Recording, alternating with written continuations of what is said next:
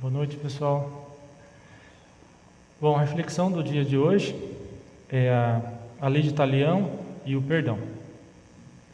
Então, para que a gente comece, para que a gente consiga entender melhor, eu trouxe alguns conceitos históricos também dessa lei, que para que a gente consiga entender, onde a gente conhece hoje por Iraque,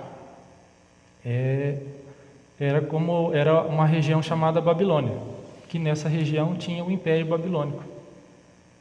E nesse império tinha o rei Talião, o rei Hammurabi.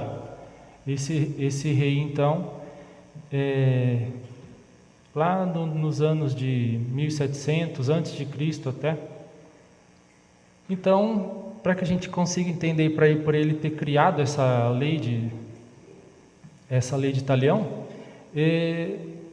a gente deve pensar como que era há 1.700 anos antes de Cristo até. Se hoje temos nossas leis e muitas vezes não cumprimos, pensemos então como era então há 1.700 anos antes de Cristo, né? Desenvolvimento intelectual das pessoas naquela época. E dessa forma a gente consegue entender como era, porque naquela época não se tinha leis. As condutas corretas a serem seguidas eram passadas de gerações em gerações. O pai e a mãe dizia para os filhos como agir e assim por diante. Então, pensemos como era as condutas, como as pessoas levavam essa questão de leis e de condutas corretas a serem seguidas, né? Então a gente, com isso, até porque tinha questões escravistas também que eles queriam colocar em prática, então pensemos questões escravísticas que eles queriam colocar, que eram importantes para ele naquela época. Então, a gente consegue começar a entender como eram as questões morais que eles tinham naquela época, né? E, diante de muitas violências indiscriminadas que tinha, para ocorrer um homicídio era muito fácil, bastava uma ofensa moral ali, já matava um, matava outro, a gente consegue ver que era uma bagunça. Então, o rei Hammurabi, ele quis criar uma lei que instituísse uma conduta a ser seguida. Então, ele criou a lei de Talião, que ela é um sinônimo de retaliação. E até a gente consegue também pensar, até voltando um pouco, a palestra que o professor Boberg trouxe para nós neste mês sobre os evangelhos que eram feitos, né? E também na época de Jesus ainda não se tinha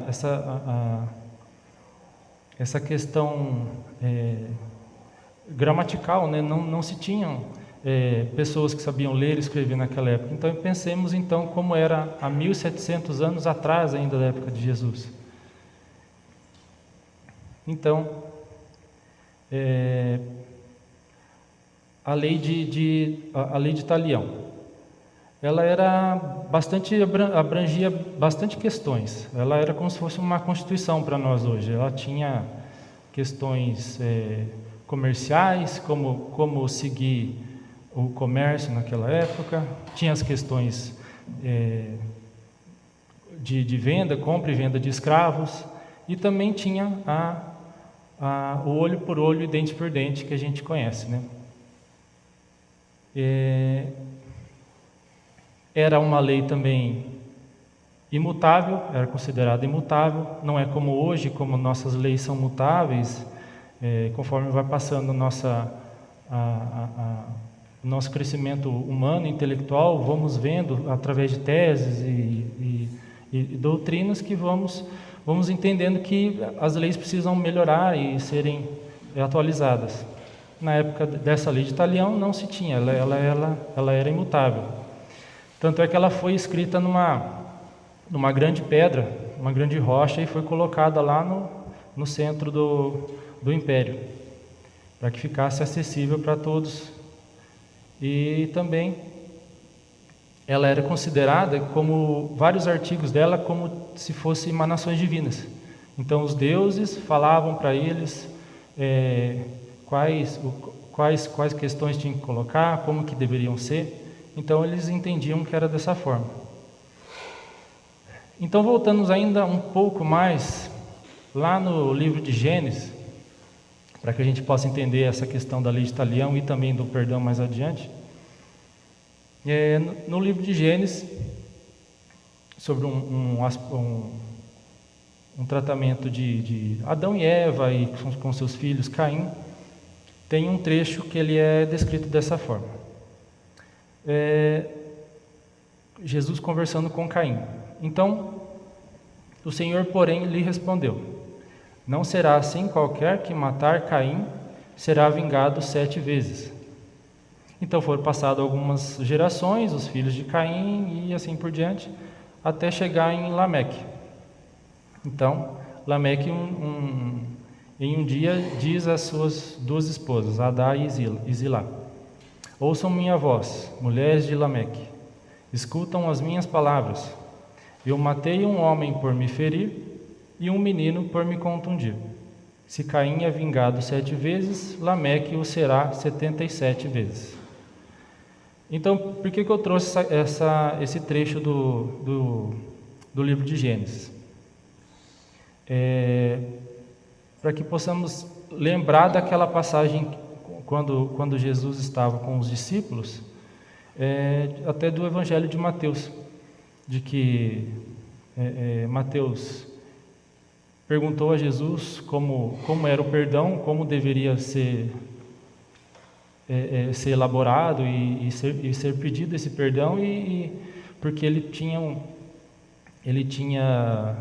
cometido alguns atos contra Simão Pedro, na época que Simão ainda morava com seus familiares, e numa conversa de Simão Pedro com Jesus, Simão pergunta a Jesus como perdoar, sendo que Mateus havia ofendido a ele, seus familiares, seu povo à época, por 7 vezes ele tinha prejudicado.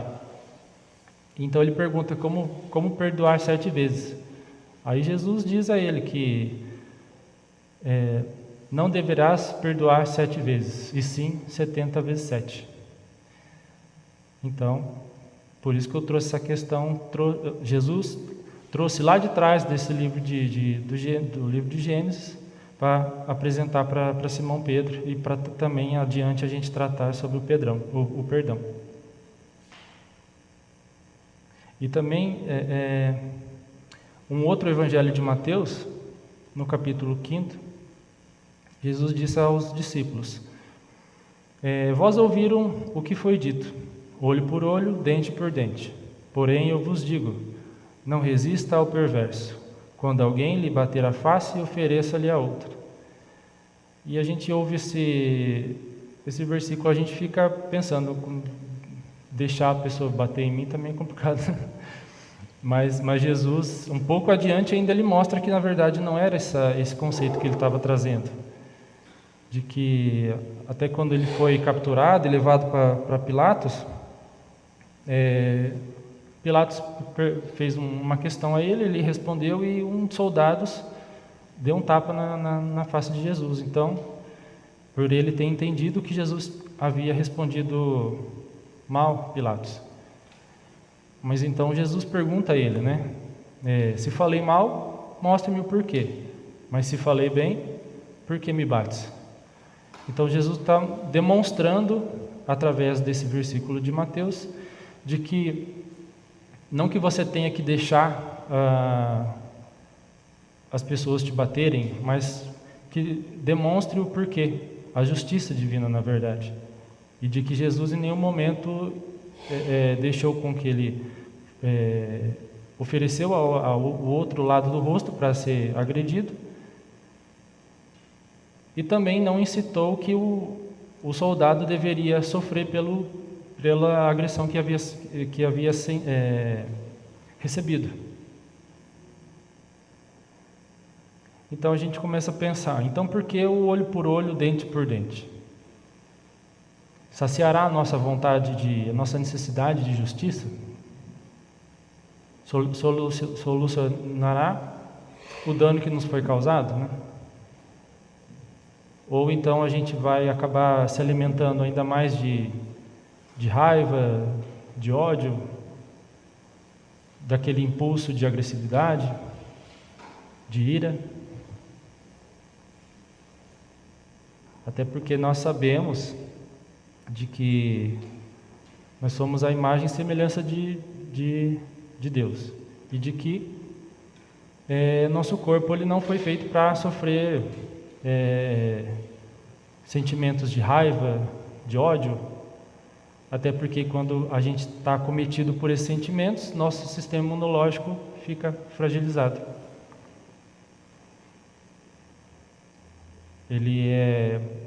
As células imunológicas tentam combater o que está na nossa corrente sanguínea, que acabam sendo esses, de certa forma, os sentimentos mesmo. Então, com isso, o nosso sistema imunológico deixa de combater bactérias, vírus, até algumas células cancerígenas também, por conta disso. Porque ele está fragilizado diante de tantos sentimentos de fúria, de estresse, de raiva, de ressentimento. Então a gente também vai pensar, revidando o mal que nos foi causado, haverá garantias de que o agressor não revidará novamente, né?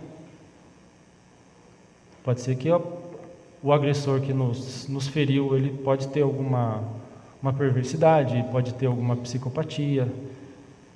Então, solucionará, resolverá, será talvez o dano que ele nos causou? É bem provável que não também. E também com isso vai alimentar ainda mais o sentimento de fúria e de ódio do agressor. E para nós também não solucionará nada. E até porque a gente sabe que a gente não está sozinho.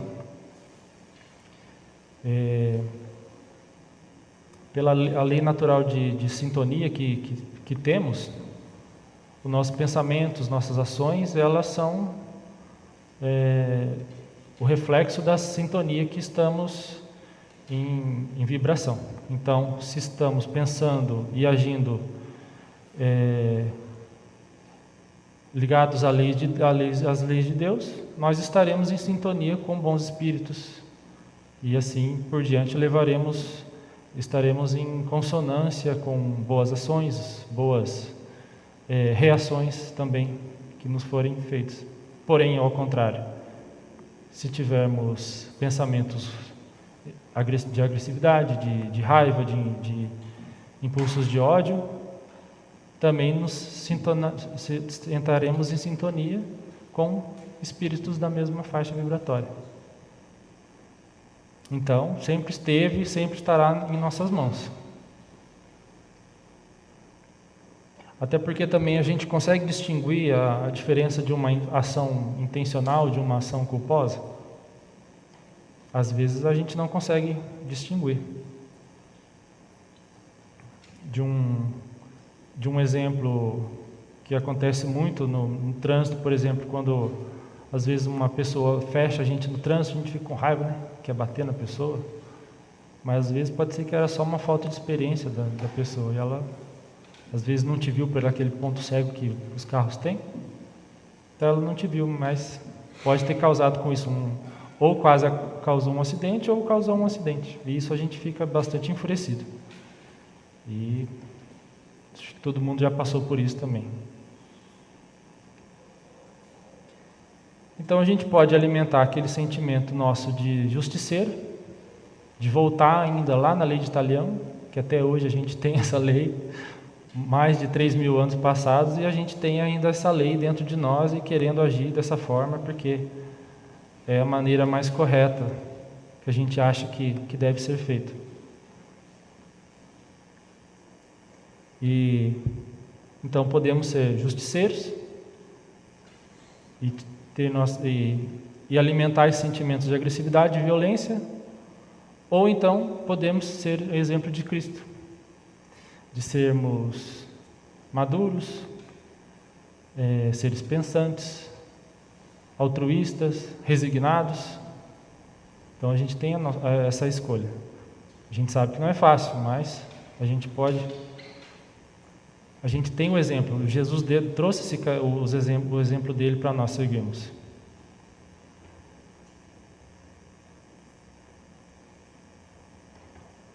Então a gente pode pensar,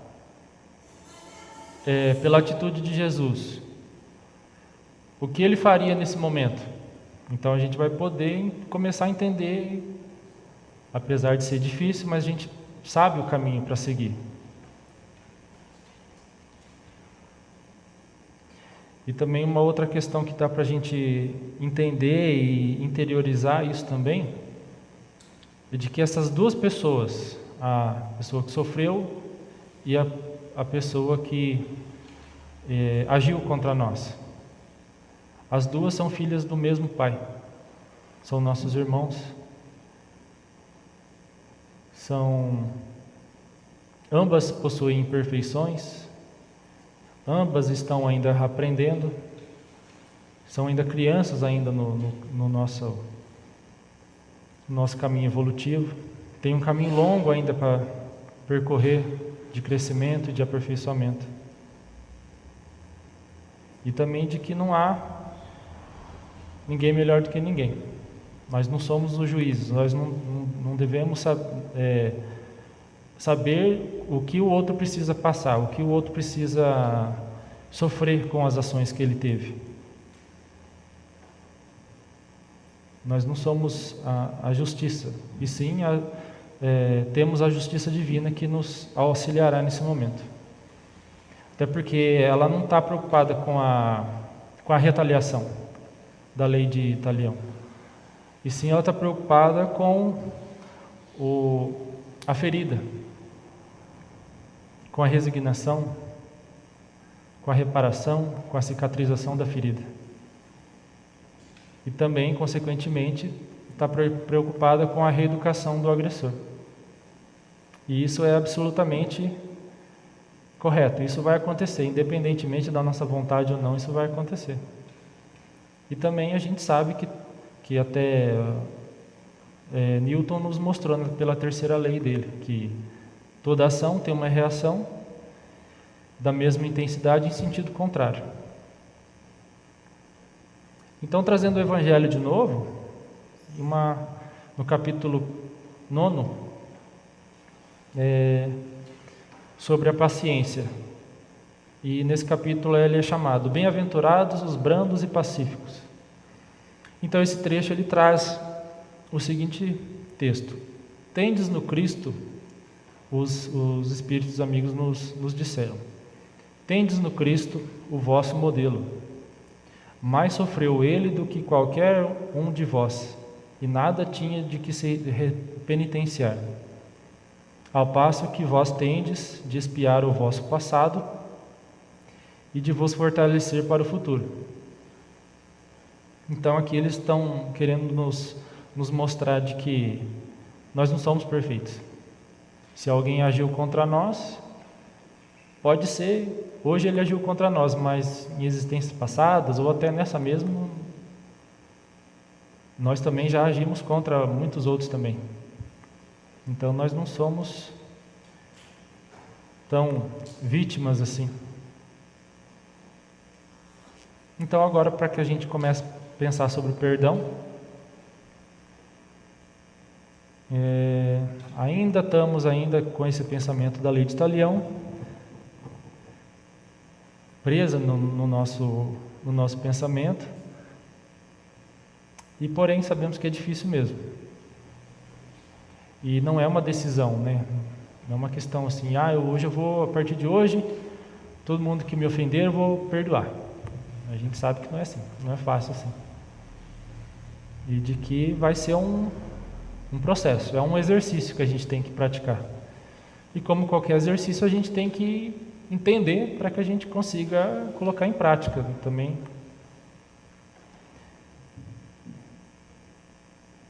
Então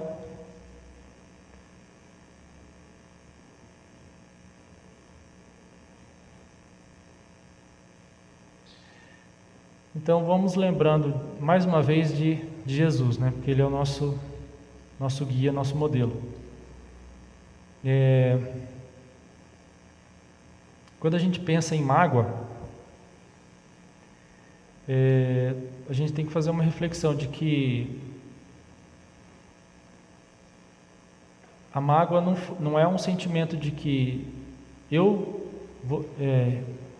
você me magoou com o que você fez comigo. Na verdade é o contrário, eu me magoei com o que você fez.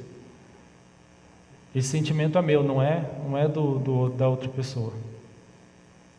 Até porque... E por que isso acontece, na verdade? Porque o outro não cumpriu a nossa expectativa que a gente tinha com ele. Ele não agiu da forma que a gente queria que ele tivesse agido. É por isso que a gente se magoou, na verdade, não que ele me magoou. Porque com o fim disso, é nós que não vamos dormir direito, não vamos conseguir alimentar direito, vamos ter dores no estômago, dores do intestino, dores de cabeça. Porque, como eu disse um pouco atrás, é o nosso organismo que tá se alimentando desse sentimento. Então, voltando lá em Jesus, então lembremos que Jesus escolheu os 12 discípulos dele. Então, ele escolheu os 12 para conviver com ele, para passar todos os dias juntos, aprendendo, mostrando, dando exemplos de amor, de perdão, promovendo cura nas pessoas. Então, com todos esses dias transcorridos, eles acabaram criando um vínculo como se fossem famílias mesmo, eram irmãos. Mas aí o que acontece mais lá na frente? Quando Jesus é capturado. Na verdade, um já traiu ele, né?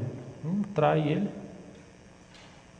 Depois que ele é capturado, um outro nega ele quando é perguntado se ele conhecia Jesus. 9 foge, só fica um. E aí a gente se pergunta, né? Se fosse nós. Putz, obrigado. Vocês são companheiros.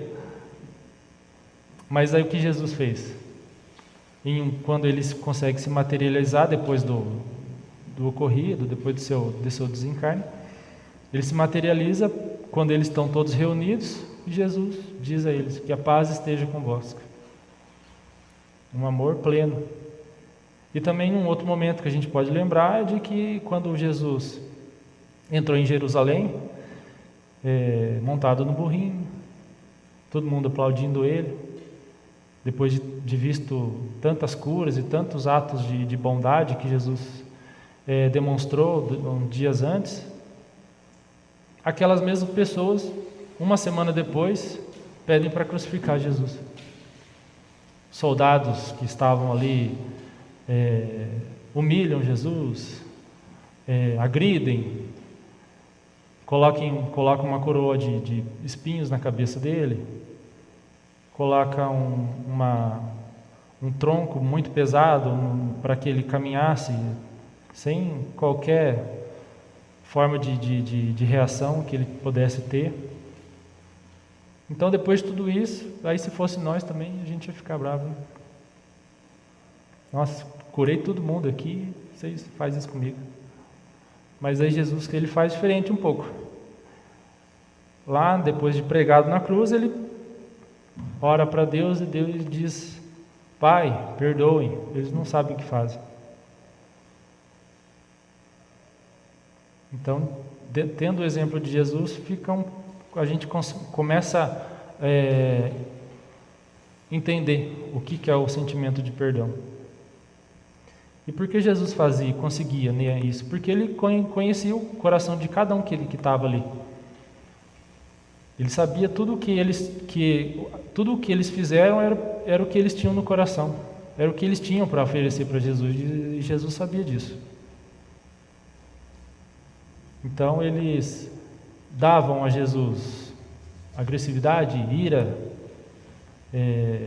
violência, e Jesus devolvia para eles amor, perdão, carinho.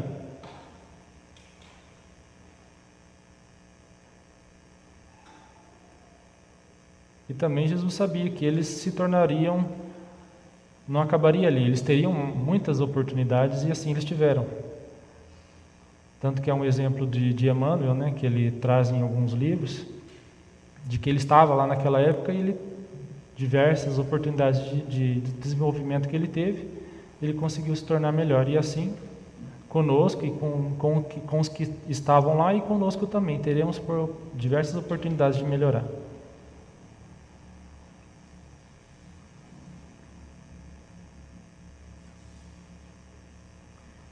Então, colocando no nosso cotidiano,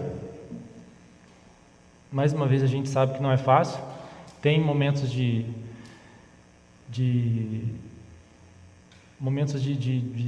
ressentimento, de situações que acontecem conosco que é fácil até de perdoar, né? Às vezes você tromba com uma pessoa ali na rua, tranquilo, sem problema, mas tem certas situações que só quem passou sabe que é muito difícil de perdoar e de conseguir seguir adiante com isso. Tem situações que levam até mais de 1, 2 existências para conseguir elaborar e perdoar mesmo, porque realmente não é fácil. Então nós falamos de perdão com o que uma outra pessoa fez conosco, mas também temos que pensar sobre o perdão conosco mesmo. Quando alguma oportunidade que você perdeu, pelo dano que causou contra si mesmo, por ofensas, por falta de cuidado, até por falta de cuidado com o nosso corpo mesmo. Então, devemos nos perdoar por isso. Porque ficar e revoltar-se contra si não vai solucionar. Mas sim trazer um entendimento sobre essas ocorrências que aconteceu. E entender que naquele momento, você agiu daquela forma porque você achou que naquele momento era a melhor ação a se tomar ou reação a se fazer. Ou com o que você tinha no coração naquele momento. Mas sim levar então esse entendimento como um aprimoramento e um crescimento para você também. Uma resignação. Porque foi o que aquele ato te mostrou, o que aquela situação que você achou que fez errado, sua consciência te alertou de que estava errado posteriormente, mas o que você aprendeu com aquilo? O que foi possível entender e melhorar-se com isso? Sempre vai nos trazer ensinamentos, as situações. Nunca vão ser em vão mesmo, nunca vão ser. E assim a gente vai aprendendo com nossos erros. Para assim, no momento futuro, uma situação semelhante ou até igual, você consiga entender e agir diferente. E não mais agir da mesma forma que agia antes. E assim então, melhorar-se, continuar melhorando, autoconhecendo e buscando progredir, porque nossa existência, somos trabalhadores da última hora, né? Então, esse é o momento de buscar. Pode ser que a gente seja mais difícil mais para frente. Então, dá para a gente buscar nesse momento. E entendemos de que a escolha sempre é nossa. Sempre foi e sempre vai ser nossa escolha. Então, levar adiante e lembrar daquele momento, mas não não esquecer daqueles momentos. Eu vou apagar da minha memória, nunca mais vai acontecer e segue em frente. Mas sim olhar para aquele momento, mas não sentir dor mais com aquelas situações. Porque não vai mais te machucar. E sim você vai ver com olhos de aprendizado, de crescimento. Então você vai utilizando todas as situações para você continuar subindo na escala da evolução. Porque é isso que estamos... essa é a nossa missão aqui nessa existência. Crescermos, contribuir para que as pessoas à nossa volta também cresçam e contribuir para que a nossa cidade, o nosso estado, o nosso país, o nosso planeta consiga crescer também e se desenvolver. E essa é a reflexão que eu queria deixar para nós hoje. Obrigado e até mais.